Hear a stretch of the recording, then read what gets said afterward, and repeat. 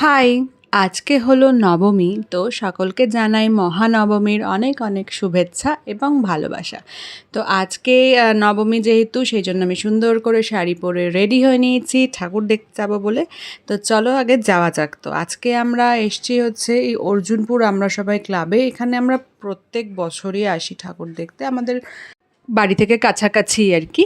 তো সেই জন্য প্রত্যেক বছরই দেখতে আসি এটা। কিন্তু এবছর নাকি শুনেছি যে ভীষণ ভিড় হচ্ছে, বন্ধ করে দেওয়া হয়েছে প্যান্ডেল, তো অনেক কিছু হয়েছে। তো সেই জন্য ভাবলাম একবার দেখে আসি। কিন্তু এসেও সেদিনকেও যে লেভেলে ভিড় ছিল নবমীর দিনকেও ঠিকমতো না কিছু দেখতে দিয়েছে, না একটা ভিডিও বা ফটো তুলতে দিয়েছে, না কিছু করতে দিয়েছে। এত সুন্দর একটা প্যান্ডেল করার পরেও যদি ঠিকমতো দেখতেই না দেয় তাহলে কী লাভ প্যান্ডেল করে। তো যাই হোক, তারপর সেখান থেকে চলে এসেছি খাওয়া দাওয়া করতে। কস্তুরীতে এসেছিলাম, নাগেরবাজার কস্তুরীতে। এখানে আমরা আগেও এসেছি। আগেরবার ওপরের তলায় বসেছিলাম, তো এবছর নিচের ফ্লোরেই আমাদের দিয়েছে। এই ফ্লোরের অ্যাম্বিয়েন্সটাও বেশ ভালো, সুন্দর করে পেইন্টিং করা রয়েছে। আমাদের কলকাতার হলুদ ট্যাক্সি বা বাকি যা যা থাকে সব কিছু দিয়েই সুন্দর করে সাজানো। আর এখানে আমি একটু মিরর নিচ্ছিলাম, আর এর মাঝখানে চলে এসেছে গন্ধরাজ দই দিয়ে ঘোল।